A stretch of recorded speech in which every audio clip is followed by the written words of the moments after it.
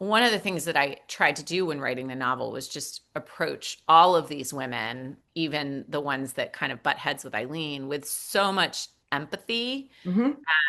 But it's a hard life.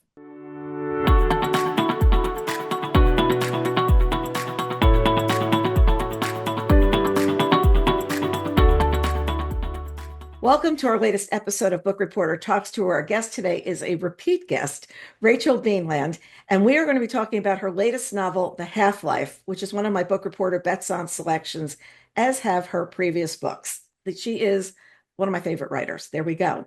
So we're Thank doing this interview before publication, also before our review runs, but we've got some terrific praise to share. First is from Claire Wesley Hall, who was the New York Times bestselling author of Broken Country. She calls it a captivating, whip-smart novel about love, loyalty, and a woman torn between two lives. I utterly adored it. And then we've got this fabulous review from Mary Beth Keene, who says the Half-Life is a page turner. I agree. Historical in setting, but contemporary and emotional terrain. I felt immersed in the landscape of La Maddalena and the lives of these characters from the very first page. And Publishers Weekly gave it a starred review, which says it's beautiful. Beanland combines an intricate plot with deep moral insights into a woman's willingness to defy expectations for the sake of justice, and she captures the magical beauty of the island setting, its repulsive tale of love, loyalty, and the power of self-discovery. Well, I loved it. It's a Book Reporter Bets On selection. And with that intro, welcome, Rachel. It's so good to have you here. Oh, thank you for having me. I'm looking forward to this. Well, let's start by you telling us about the half-life so I don't have to explain it because you're the writer. Tell us I what. know. So The Half-Life is a retrospective first-person novel that tells you the story of Eileen O'Malley Archer, who is a 23-year-old woman when we meet her. She has been born and raised in Charleston, and she meets a guy named Paul Archer in the department store where she works. And sparks fly, right? There's good chemistry, and he's a naval officer, handsome, the whole bit, right? She quickly finds out that he is destined to move to Italy. He has already has an assignment. And so if she wants to stay with him, if she wants to follow him, she must marry him because it's 1974. And she marries him and moves with him to the little island of La Maddalena, Italy, which is off the northern coast of Sardinia. And so we're kind of simultaneously watching her learn this marriage and learn what it even means to be married at all, learn what it means to be married to him, and then also learn what it means to live in this spectacular place, very rural Sardinia, idyllic Sardinia. But she starts to kind of realize that all is not quite as it appears, the more she comes to understand the U.S. Navy's role there. Yeah. And what's going on? So you open the book, you're talking about this very personal connection you have to La Maddalena. And when you talked about this months ago, I was like, wow, what a childhood to be spending time there. So tell us about that because it's a very unique connection to a novel. Yeah, so I mean, I lived in La Maddalena from the time I was 5 to the time I was 7. So this was 1986 when we moved there and 88 when we moved away. My father was a naval officer. He was actually a supply officer, but he had come up through subs. And so he was stationed on a submarine tender called the USS Orion. And the submarine tender was moored on a little island in the La Maddalena archipelago. And there were submarines, coming and going around this island, getting repaired and resupplied, thanks to this submarine tender. I didn't think much about it. I just knew that La Maddalena was where I learned to swim and where I lost my first teeth and where I learned to read and, got into some trouble here and there. But it wasn't until I went back to the island for the first time in 2019. So it'd been 31 years, with my own family. I'm watching my kids run around the piazzas and explore the beaches and look for sea urchins and all the things I used to do when I was a kid. And I was really struck by the fact that the La Maddalena I had known, which had this American presence on it, was gone because the Americans had left La Maddalena in 2008. We'd pulled out the last submarine tender at that point. There'd been kind of some kerfuffles in the intervening years. And I was just kind of looking for evidence of this community everywhere I went. Mhm. And that was really what got me started thinking about writing a novel set in this specific place and in a specific time, Mhm. and the rest is history. Yeah, the rest is history from there. And you can tell it's coming from a perspective of somebody who'd spent time there, somebody who was emotionally attached. The whole book, like you get that feeling that there was a love for this place. And there was what was this place really like? It was that moment of like your Camelot moment of just being really young and getting to explore this. Yeah, So totally. just before she leaves, I love that Paul's mother gives her a gift, and it's in gorgeous wrapping paper. I love the gorgeous wrapping paper. And she gives her this thing, and she's like, oh, she thinks it's my family jewels or something special. And it's the Navy wife, what she ought to know about the customs of the service and the management of a Navy household. So is there such a book? And did your mom There have is such one? a book, and I wish I were talking to you from my office because I'd whip it down off the shelf. Yes, it's a real stunner of a book. I loved reading it. It's got amazing advice for women who have recently married military, guys. It's got advice like I mentioned one little piece in the book that, if you're going to be visiting a submarine, it is okay to wear pants. Of course, you have to climb down a little ladder. Yeah. So I think it was if you were going to have tea on a submarine, you may wear pants. But so just some really amazing tidbits and kind of how to set up a household and how to be a good wife and how not to complain about the fact that you have to move around constantly and just kind of helping women out. And Eileen has a real love-hate relationship with this book, mainly hate. Right. But she knows she should be following the advice in the book, and she knows that the women around her are following the advice in the book. I really like the part in the book where she's going to dinner and she has put her heels in a bag and she's wearing her sneakers and she gets there and realizes she's dropped the heels somewhere along the way. I'm like, do you walk back and get them or do you proceed and just have the look at your feet? Like you're either going to be late or you're in trouble. Like there's a win, it's a lose-lose no matter what you do. And I love that you had that there because it was like a real simple thing of I messed up. Yeah, Eileen just can't quite make it work Yep. as a Navy wife. Like there are a lot of expectations that are being placed on her. I mean, partly she's young, partly she doesn't know what she should be doing. And then she also is just a person who questions, the world around her. And so sometimes people are kind of dictating these rules and she's thinking, this rule doesn't make any sense. Why do I have to follow this one? So there's a little bit of all of that going on with her. But I think, at the end of the day, I mean, one of the things that I think she is often thinking about is the fact that she's positioned against people like Laura, who becomes a good friend. Mhm. Laura, at the end of the day, is trying harder. I mean, there is an amount of effort that Eileen needs to put in, and she isn't 100% committed to putting in that effort, you Right. know? And Laura later, much later, calls her out on it and said, you haven't even worked at this. Like you haven't even tried to make any of this work. So Right. you're saying that everything else is wrong, but you didn't try. And it's really interesting to have a friend like really call you out and say, you're putting blame other places. It was you, it's Yeah, yeah. Laura and Eileen are not like perfectly aligned, right? Like they they're become not. friends Yeah. more by chance. I mean, like they're in the same place in life, they're in the same situation. They both are trying to make a go of it on this island. But I think we've all had friends like this where you're thrown together and you've kind of got to make it work, but it's not someone that you maybe would have chosen in another world. Mhm. Um, and yet those people can end up becoming really important to you. Yeah. And Laura wants to have a baby. That's what her goal is. She's set a goal. Eileen doesn't have that goal. In fact, Eileen doesn't want to have a child at this point. And it's interesting to watch the two of them interacting because one is just like, this is what my mission is in life. And the other one is, this is not my mission in life. I will do and either one will do anything to achieve what their goal is. And Eileen is operating a time where that's what women are supposed to want to do. And she's just, Yeah, and particularly these military wives who are living on an island where it's like really impossible for them to work, really impossible for them to like pursue a graduate education or even an undergraduate education. She's taking a couple classes through the University of Maryland's extension program, which was available to people.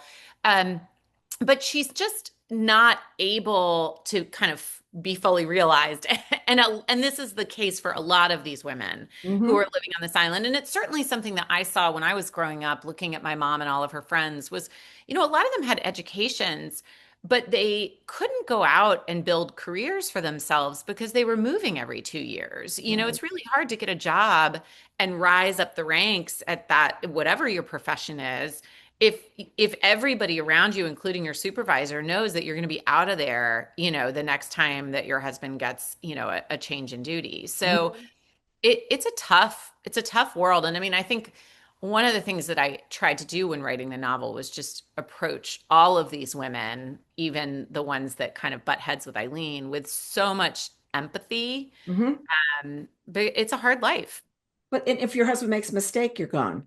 If Yeah. something comes up and you're written up for something, you're gone. And you're sort of like a pawn that's just moving along wherever you need to go. But there's these levels of decorum that were really interesting to look at too, because you've got somebody's always watching you. That's what was the whole thing is you get together for lunch, and it's not just getting together for lunch. It's well, the commander's wife is here, and so is here, and then there's this one woman that just makes her crazy, but she has to interact with her a lot. Well, actually, there are two women that make her crazy, and you don't get a chance to be away from them. They're part of your world. Yeah, no, and I mean these back in the 70s, women were still getting evaluated on their husband's fitness reports. Like, there would kind of be an area of the fitness report where your husband's boss would say, well, and Rachel's doing a nice job, like, fitting in with the officers' wives or whatever. Like,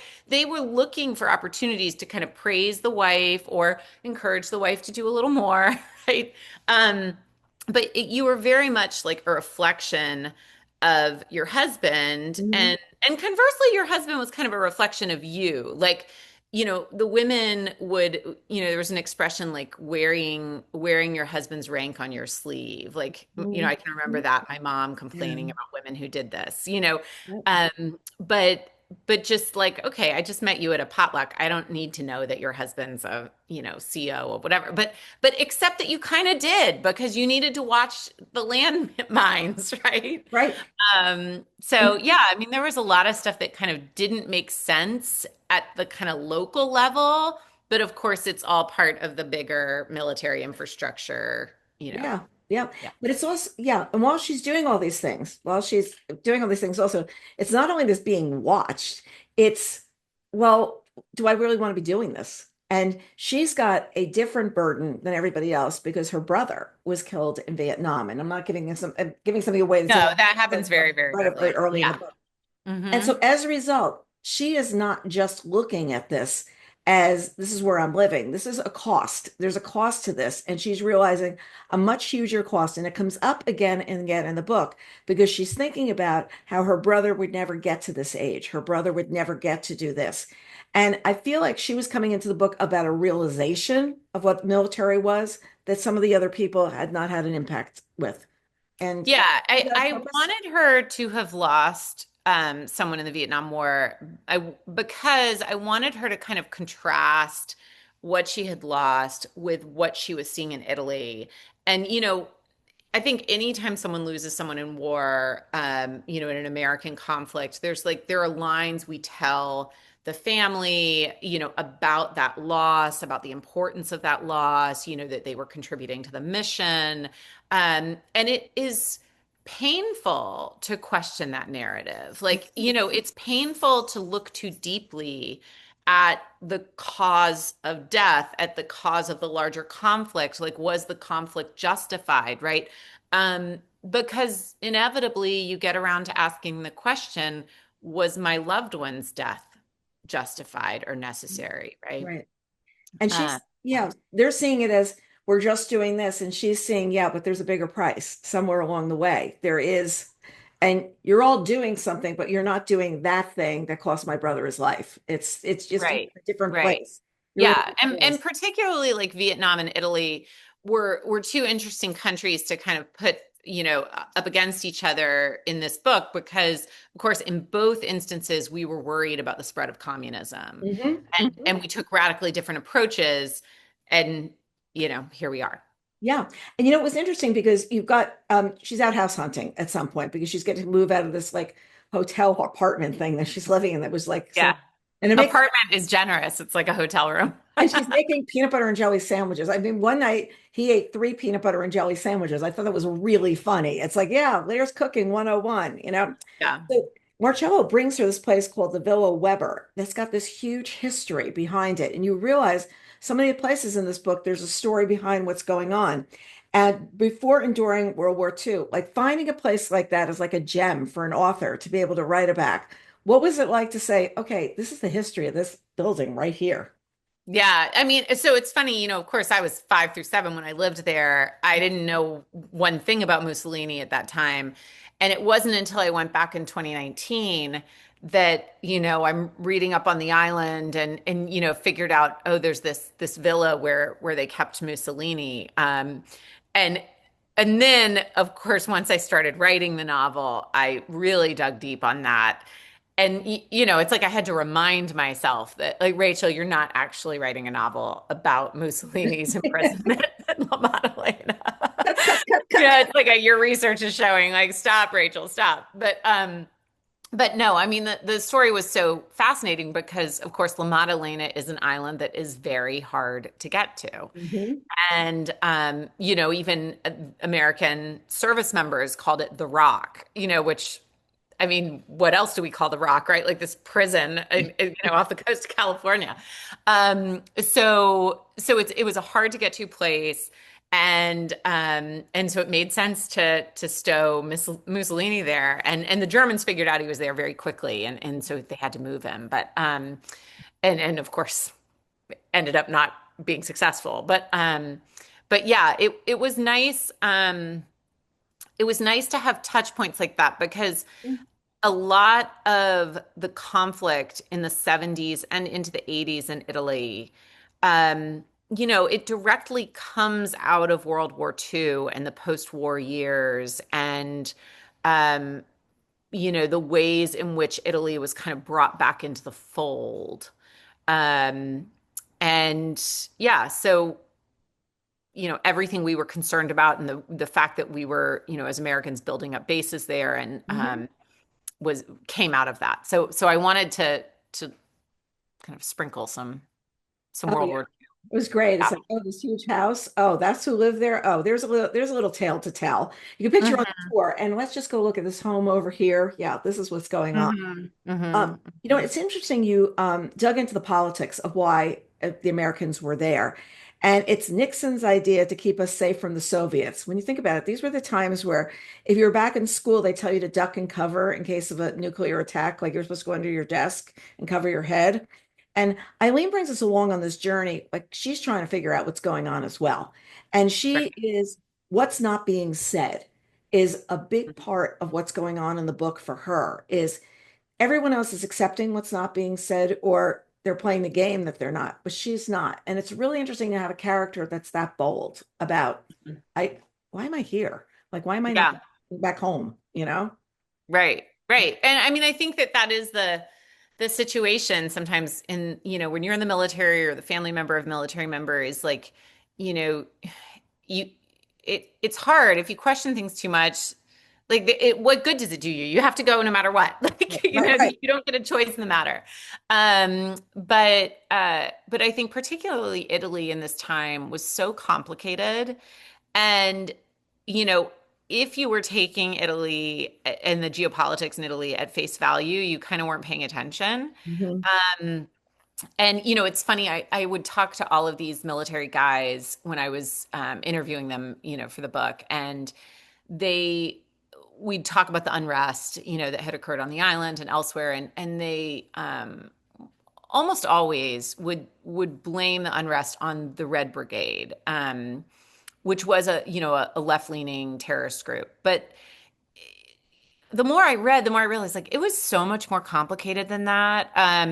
Because we were involved, like we were feeding money and supplies and to different groups, and there were so many political parties, and there were even like Americans over there protesting what was happening. Like, it was just so complicated that I think even being in charge of or having a handle on the message was Mhm. difficult. And there's so much about those years of lead in Italy that are only now coming to light. Like, Italians are just learning about certain aspects of, who did what and who's responsible for what explosion. Yeah. How, because all of these men who were young in the 70s are old and dying and willing to say kind of the thing they couldn't say then.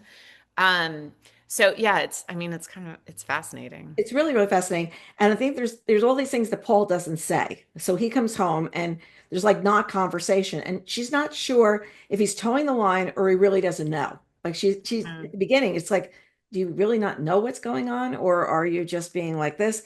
And she wants to know, like, she wants to talk about how he talks in circles. Like he goes around the topic and back around the topic.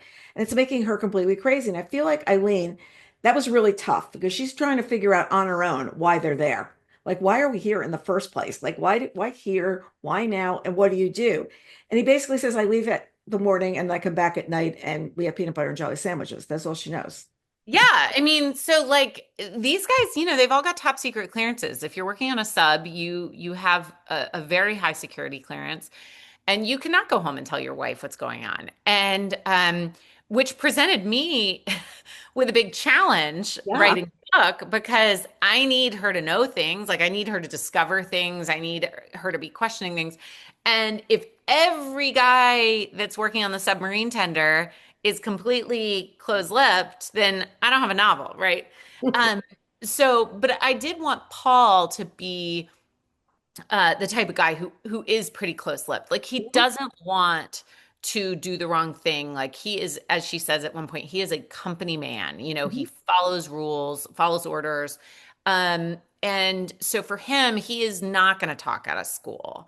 But the women in general are a bunch of gossips. And if everybody's husband is telling them like one or two things, Mhm. then you do eventually kind of get a picture of what is going on.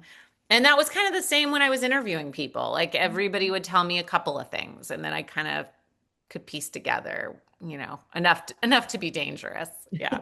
Well, here's the question. Did you actually draw the characters in advance? Like, here's Eileen, here's Paul, here's this. Before you started writing, did you know all about them, or did you discover them as you were writing on the page? I mean, I had a picture of Eileen in my head. Like I kind of knew what she needed to be. And I felt like I knew what I needed Paul to be. Just, I've been around enough military guys over my lifetime, my father, my brother, my uncles, my grandfathers. Like I kind of figured Okay. out Paul pretty quickly. Um, Teo was like a little more amorphous, and it took me a couple of tries to figure out what he was doing on the island and how she was connected with him. And, that one took me a little bit. And I would say the person that took me the longest was Laura. I, Okay. I knew she had this friend, and I knew they had kind of different takes on the world and on what was happening. But I didn't know exactly how Laura would fit in. Um, I don't want to give any spoilers, so I'll stop there. Yeah, no, no, no. It's true because it's like how those two are, getting into what's going on. It's like really Right, interesting. And right. it's also interesting when you delve into the politics of it, like where you're really getting into what's going on. And I'm sitting there thinking, well, there's this politics that you had to learn a lot about to sit and be able to write the book authentically about what was happening. And the fact that these people are living in this town protesting, the people being on the island, there's this contention that's going like this that you didn't really think you were going to have. She thought she was going to be hanging out on this island, not that questioning everything that was going on. Yeah. Yeah. No, I mean the protests I found fascinating and I knew I was going to include as I mentioned in the author's note that the one, big protest that happened it actually happened in 77 and I moved it to 76. But I knew I wanted to include that in the book. And there were, a number of kind of scary moments in Sardinia in the 70s that, if you'd been stationed over there, you would have been like, "Ooh, should I be on an accompanied tour?" Yeah. Or, should I maybe go home and live with mom and dad for a couple of years? And but it's funny. I would talk to women who lived over there at that time, and they were very matter of fact about it. Like they'd say, yeah, I mean, sometimes we get these notices that said you couldn't go out. Or like sometimes they'd say avoid the Piazza Rosa. Or like sometimes they'd say, don't go downtown, but you can go to the beach. Or, and so it was just kind of like what they were living with. And so I wanted to paint these protests in such a way that like in the beginning she's paying a lot of attention to them and then they kind of fade into the background a little because it's just like life on the island. Mhm. And then of course stuff comes to a head. Yeah, and then she starts questioning. She starts questioning what's going on. I also love that she wants to learn Italian, and there's a woman, a very woman that's in charge on the island, and you're supposed to come and learn Italian with her. And whether you can't say a word or you're fluent, you're working with her. So she decides to go get her own tutor. And it's like one of those things where she's trying to come into her own just by doing something as little as that. And the woman calls her out on it, like, you're learning Italian, like Mhm. without me. And it's an Yeah. interesting moment of wants to absorb herself into the culture of what's going on. Interesting thing. Yeah, but they want her to do it the like US Navy way, Yeah, Angela Borneman was kind of a fascinating character to write. And they did have all of these, when you showed up on the island, there were all these kind of cultural classes and seminars that you could attend and you were encouraged to attend that would kind of tell you what's what with how to go about not just living on the island, but not making a fool of yourself and not drawing too much attention to yourself as an American because they knew, that it was sticky. Yeah. And so the wives would get educated as well as the husbands, but on kind of uh, different content areas. And so, I could tell just reading old Facebook group I belonged to all these Facebook groups of people who had lived over there at that time and they would talk about these characters, like these people who were kind of running the show and knew what was what and most people were happy to fall in line with them and so Eileen, as I wrote Eileen, she wasn't quite as willing. No, and she also wants to be part of the place. And these women are all young. They're also really young. She's 23. I think about 23 now. 23 then was different, but 23 now, it's like, oh my gosh, well, yeah, let's go do that on the island. They'd be like, what, are you kidding me? Okay, bring my Yeah. And yeah. I was also inspired by my mom, who Mhm. was never, she would be the first to say, like, she wasn't a very good Navy wife. Like, she didn't join the officers club most places we went, the officers' wives club. She didn't like attending the Navy ball or the submarine ball. Like, she would only go if my dad said, no, my boss is going to be there. You really have to Oh, go. She just, she had 4 kids. She was kind of like, she's just like, let me just do my own thing. She often liked to live off base. Like, ah, she would try to find a place that was more put her in the culture, right? And when we were in Italy, she did work really hard to learn Italian and take private lessons. And I think she's very good with languages anyway. mhm. But she spoke, very fluently by the time we left at the end of 2 years. It was quite impressive. Did you live all over the world when your childhood, or was it We lived abroad twice, so okay? Italy for 2 years, and then we lived in England right outside of London for 3 years when I was a teenager, and that was an incredibly pivotal experience for me because I'm old enough. I was old enough I could remember all of it, and I Mhm. I had a lot of independence, so Mhm. I could catch the tube in and go to see a half price show with my friends, or we'd go out to Chinese, or it was nice. it was a nice time to be there. It was different from being on the island too, which was a little bit restricting. You know, Right. you're Yeah, there. there were a lot more opportunities for a teenager to, have fun in outside of London. But the funny thing is, when I was in London, I went to an American DoD school for ninth grade. I went to a British girls' school for seventh and eighth. And at the DoD school, there was a dorm and for boarders from Americans who lived in remote Mhm. places. And at that time, now this wasn't the case in the 70s, but at that time, the kids from La Maddalena were Yeah. going to my high school. So here I had lived in La Maddalena as a kid, and then I was in, freshman Spanish with teenagers from La Maddalena. Oh, that's interesting. Yeah, because they said people went off the island, and then this one woman was really hoping she would do a couple of years with her son, being with him in school instead of him having to go back and forth. And it ends up like, I don't think I'm going to get that. I don't think I'm going to get what I. Yeah. In fact, it's funny. Mary Lou's son was something that almost got cut like three different times. Like my editor, Karina, kept telling me, like, take this out. We don't need to know about her son. Mhm. And I I really wanted it to stay because I felt like it just was a very crisp example of the kind of sacrifices that Exactly. these women are making. Exactly. I was thinking that. And and it's often not acknowledged, the sacrifices that they're making. And, it's one thing if you want to send your kid to boarding school. My daughter went to boarding school because she wanted to go and I, was happy to send her and she had a great experience, whatever. But if that's not what you want or that's not what your kid wants and you're Mhm. doing it because Uncle Sam says you have to because you live on some island that you can't get off of, you Right. know, that's a different story. Mhm. And that's a real sacrifice. Yeah. You're not being part of their growing up. You're not being, the thing is, not there.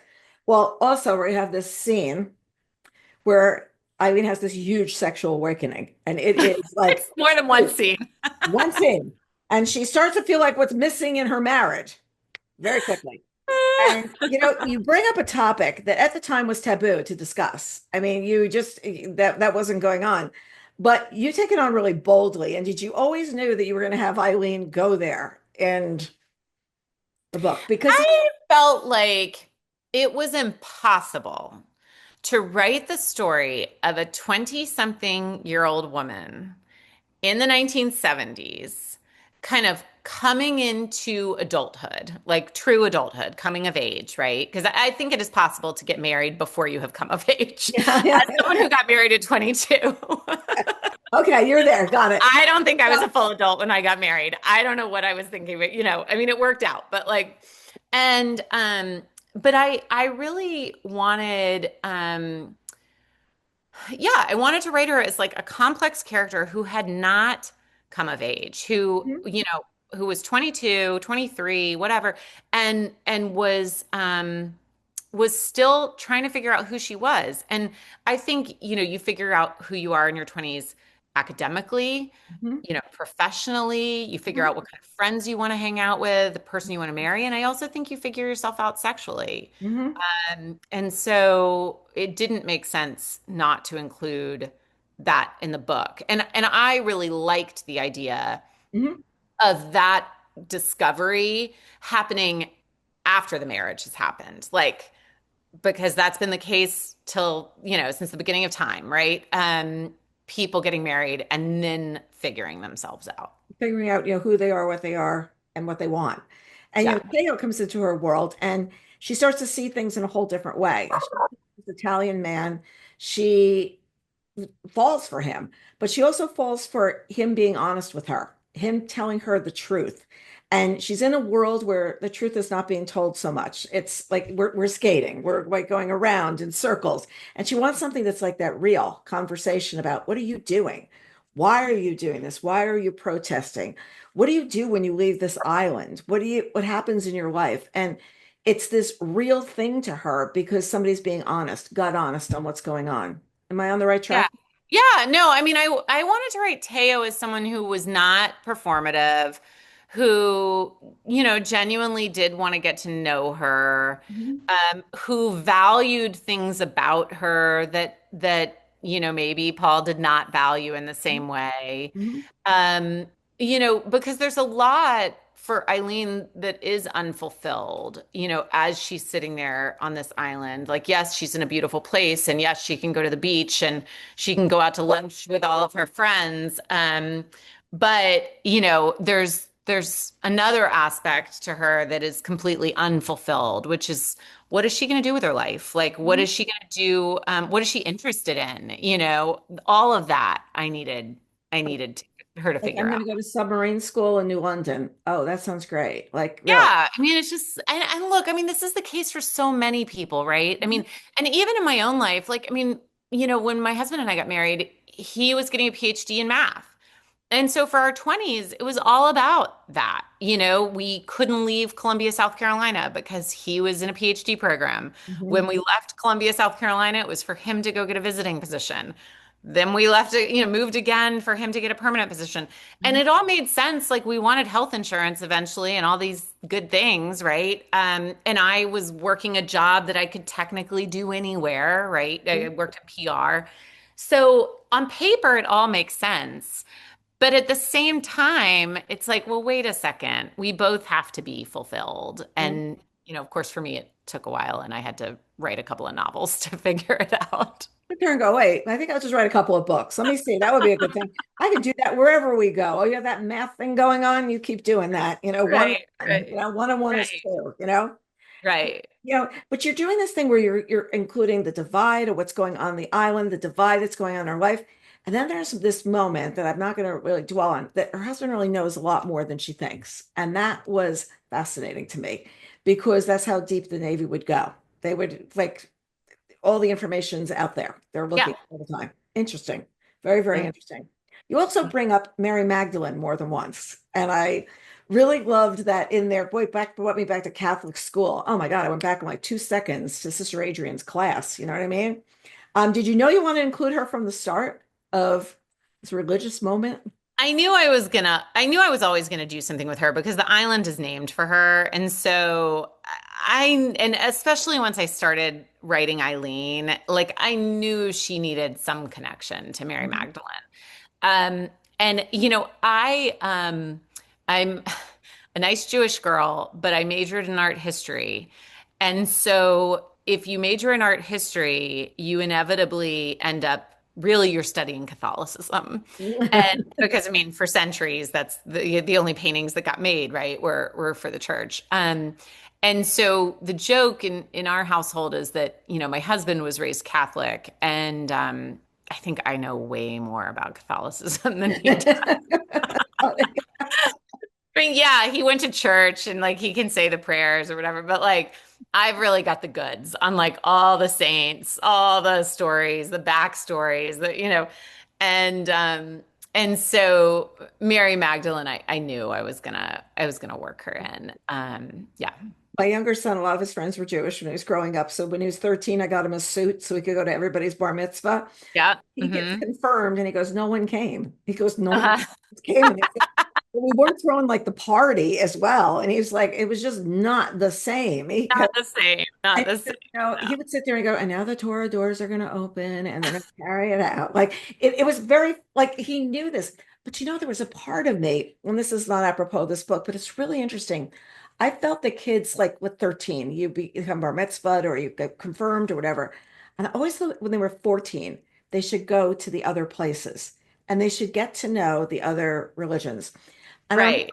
right after 9/11, there was a talk about, I forget who it was, like what there was somebody that was in the same in all of the religions. And we had a very interesting meeting. Of course, I can't remember who it was one night.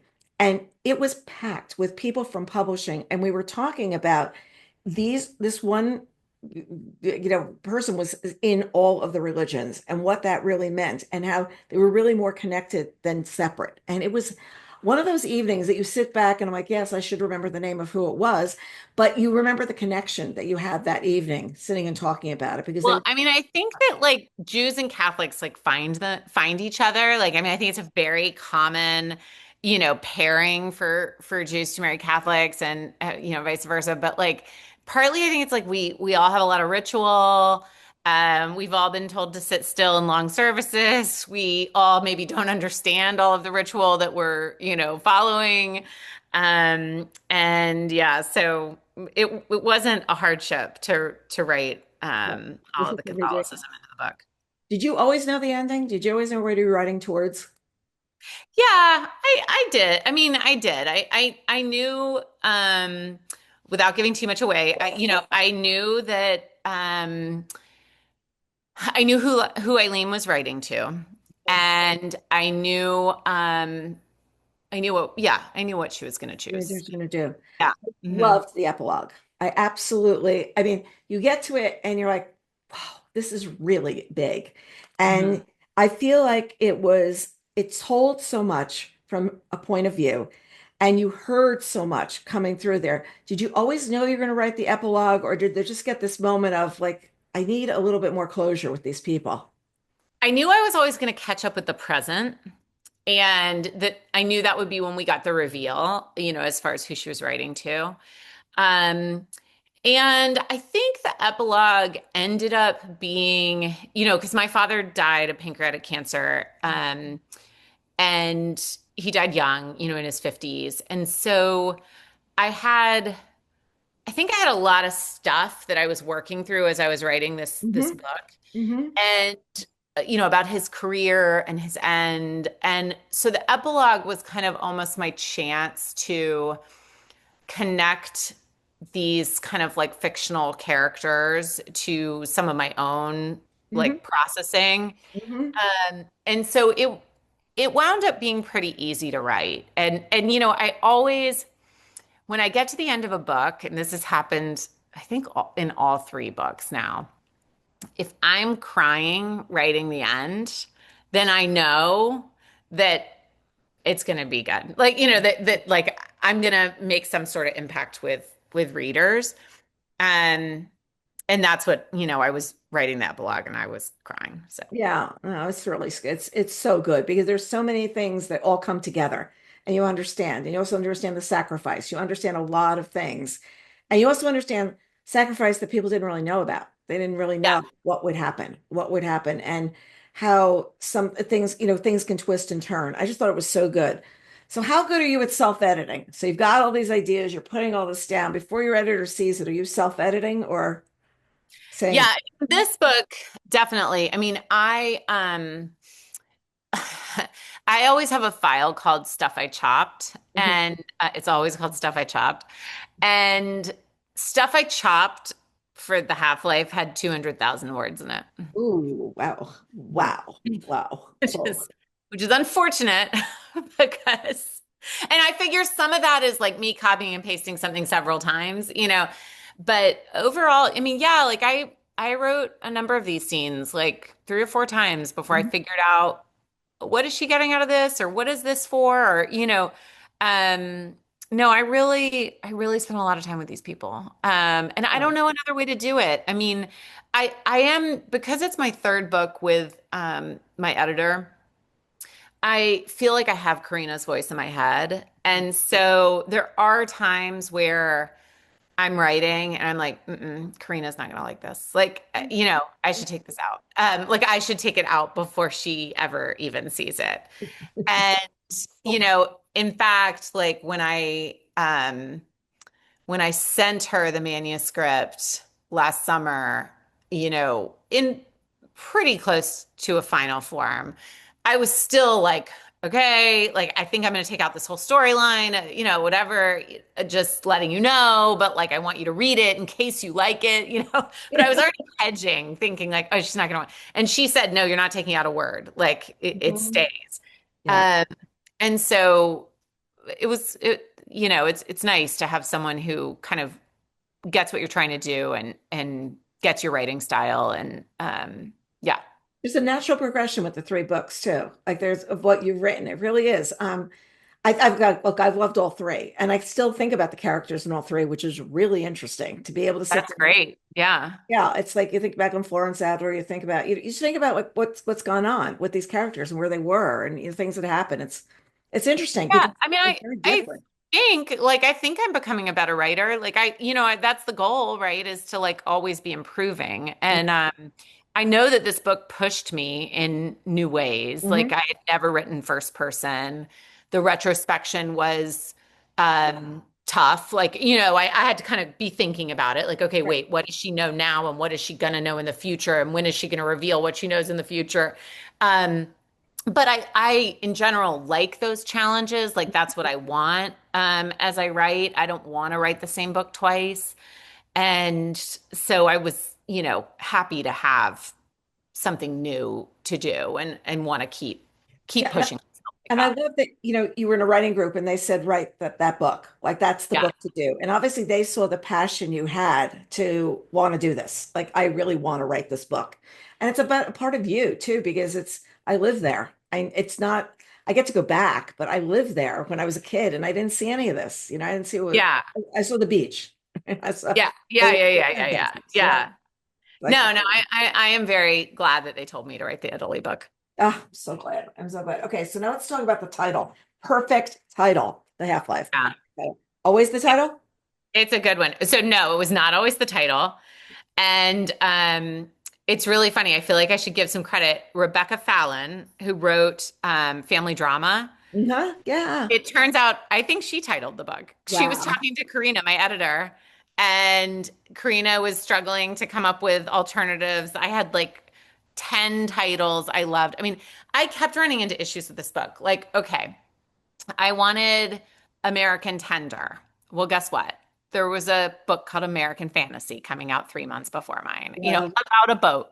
Like, or I wanted a title. I wanted early on. I wanted The World as a Country, which is I think a great title. But there was like another book coming out with the world and like it's just so much of it is out of your control, and Right. it's related to like what is what else is out in the marketplace and Right. what's done well or what hasn't and what I don't know. So, but the Half-Life I think works on so many levels. So many. Yeah, and like I really did like it once we settled on it because it was like, okay, you can interpret it so many different ways. I mean, Mhm. obviously there's the physics way of interpreting it, and Mhm. all these radionuclides have half-lives, but also, Eileen is at this like point in her life where depending on which direction she goes, her life changes dramatically. And if she doesn't make the right choices, is she going to be living a full life? And Mhm. so, yeah, I thought the title really worked. And right now she's living a half-life, no matter what. She's living a half-life because Yeah, and grief does that too, right? Like yes. just even the fact that she's been grieving, her brother is another way. We're all when we're grieving, we're all walking around living half lives. Yeah, it's like half a look what's happening with you. Was this the first cover you saw? Yeah, it was. And it was like such a no-brainer, I mean, we kept joking about like, well, like whatever the cover is, it'll sell itself, like because we knew that they were going to end up putting some sort of beautiful La Maddalena Yeah. scenery in the front. And I mean, how could you not, right? It's such a gorgeous place. Right. And so when they gave us this, it was like, yep, that works. Check There the we go. box on There we go with that. this. It's no problem. No problem. Yeah, yeah. I mean, we like spent a little time talking about a couple of fonts or, but I mean, it was You're like, what so should the font down here be? Like, which book should we yeah, no, put I mean, it that was in? like Yeah, yeah. once we saw the imagery, I mean, I was so confused when I first saw it. I thought that they had like clipped a bunch of different images of La Maddalena together. Like, so, I was like, oh, is it like too obvious that you've like clipped these different, like pasted these different pieces of La Maddalena together? And they were like, no, it's all the same picture, Rachel. Like, you don't even Or so we like didn't do that. like basically La Maddalena is that beautiful that you can have royal blue water and turquoise blue water in the same picture. I want to go there. I really want to go. You I make me mean, it really really want to is go worth there. going. It's worth going to. And if you need me to help you with your itinerary, you You let will me be know. working with it. You'll be working on it. And you have so many great blurbs on the back. Oh my gosh. Like one Yeah. after the other is just raving, and I see why. So the audiobook is narrated by Andy Arndt. Now, you picked her, Yes. and has she done your other books? I didn't check that. I didn't go look. She did. She was Sally's voice in The House is on Fire. And she was, it's funny. I think we started out looking for people who could really nail the Italian accent. Mhm. And so we were, looking at the audition tapes of people who spoke Italian fluently, but then they also had to like, we needed a Southern accent. Like, she's a woman of the South more than she's a woman of Italy. Like, she grew up in Charleston in the 50s and 60s. Um, and obviously her accent would kind of fade over the years, but that felt more important to me to get right than her Italian, Right. because she was always going to speak that as a second language. And so Andy had done a nice job with Sally's accent, I thought, and could kind of nail like that slight Southern twinge Yeah, that because we. you have to do the Italian and you've got to do both. You've got to do Yeah. both. Really Hmm. interesting. When Hmm. we were my heritage is Italian, and my parents used to speak Italian when they didn't want us to know what was going on. And I just Uh-huh. remember the word "kia dudes," which meant the children. I just sat there. We would like I have like zero knowledge of what's going on. And my mother was from a little village, her family, not my mother, her family was from a little village in Italy. And Uh-huh. everyone is still there except her grandfather who had left to come to the United States. So right now my father's older and we're not traveling out of the country right now, but I said we're going to go and it's going to be like a Netflix television show. I'm telling you, thinking of my two sons traveling with us and going to Italy to find, bringing their significant others to find the family heritage. And my mother came back and I go, "Did you ask why he left?" And she Hmm. said, "No." And I was like, "That's the question." And she was telling me, she went back and she knelt where he'd knelt in church. And I'm like, "Well, why did he leave?" So we're going back. And I really feel like in my head, this is like a Netflix movie of just thinking of us traveling there together. And my son, who's a real savvy traveler, and my other son with his fiance, I'm just picturing the whole thing as just, Well, so you know that my mother and my siblings and I all went to La Maddalena on my research trip oh, I for love, this novel. I Like love I it. I needed to go back and do all of this research. And I said to my mom, "Do you want to come?" Because I actually thought she'd be super helpful because Yeah. she speaks Italian and remembered what it was like. And she said, "Yeah." And then we decided to open up the invite to my siblings. And it's the only time we have ever traveled. No, no spouses, no kids, just the original four kids and my mom. And it was like a trip to remember. It really is. And did you shoot any video of like the island and everything while you were there? Did you do any of that? Yeah, I mean, we took a ton of photos and some video. I'm like 45, so I always forget to take video because like I missed the influencer thing and like it never occurs to me that anyone would want to do anything with video. And so I am slowly trying to train myself to take video. And then of course I'm like the old lady who's making them horizontal. And they're like, no, no, it's got to be vertical. So No, yeah, I'm just thinking of just the videos up on your website of what the island looks like even now. And it'd just be really cool. Like, yes, your siblings can be in it. It's okay. But just yeah. to have like, this is what the place looks like when we went back. And oh my gosh, I used to make documentaries. I'd love to make a little documentary out of the footage that you have of you and your I family. totally need to. I totally It's need to. and it's so much fun because you're seeing yourselves as adults now, going back, the kids who played in the sand, and Mhm. your memories. Everybody's got different memories of being in a place. Like you could go to the same school, same place, everything, and you see totally I different. know. And it's Yeah. And my dad was alive when we lived there. So it was like, it brought back all this stuff about, like it was a happy place where we lived with my dad. yep, yep. And it was like all this was. How old are you when your dad passed away?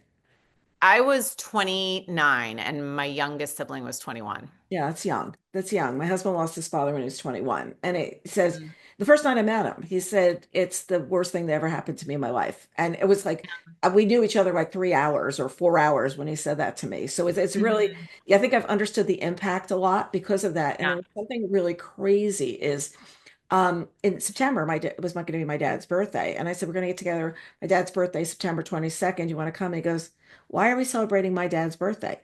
I go, "What do you mean?" Our fathers had the same birthday. They were like a year You apart, both on realize? September 22nd. And it was this, I mean, I have goosebumps still thinking about it because it was so crazy that he says, like, "Yeah, that was my dad's birthday too." And Uh, later on, like, talking to his mom as she got older about being a single mom when she was 51 or something like that. yeah. his father died of cancer very quickly, like within 10 months. Yeah. Same thing with the pancreas. It's quick. Yeah. And Yeah. as a result, like there was no last Christmas, there was no last thing. There was, it was like a blur. It was like a blur. Yeah. And how does a family recover from the blur? And what you did, like all going together there, was like almost like recovering from the blur, like to spend time. Yeah. No, it was really nice. And just to kind of like come as we are and get to know who we are as the Wow. people we are now, right? Yeah, it was nice. It's like really fun. It's really fun. So do you know what you're, besides going on tour, do you know what's, is it too soon to say what are you going to do next? I am working on something. Haven't been getting much work done this summer because I've got my house full of kids. You've probably heard creeping around. No, my Uh, printer went off. All of a sudden, I'm yeah. like, oh, the printer. And yeah, but and so when I'm back from tour, I'll get going on it again. But yeah, too soon to like make any broad announcements. But I have an idea that I'm excited about. Well, I'm excited about this as I was about your other two books. I'm looking forward to readers reading it and talking about it because there's so much in here. There's so much packed in about everything from coming of age to what it was like during that time to what was really going on that we weren't really sure about what was going on. So I thank you for writing it because just like with your other two books, you brought me into a world that I really didn't know much about and took me in, took me through and made it like a fabulous experience. It wasn't like I was doing anything that was hard. It was just really fun reading. It was great reading. So I Good. congratulate you because it's three in a row. That's really terrific. So No, thank you very much. yeah, well, so I look forward to seeing you for the next book because three's a charm. We got to go for I four. think yeah, at this point we're together from here Well, on out. we're on the calendar. We're on the calendar. Thank you so much. And to our readers, look forward to seeing you next time on Book Reporter Talks too. Thanks for joining us.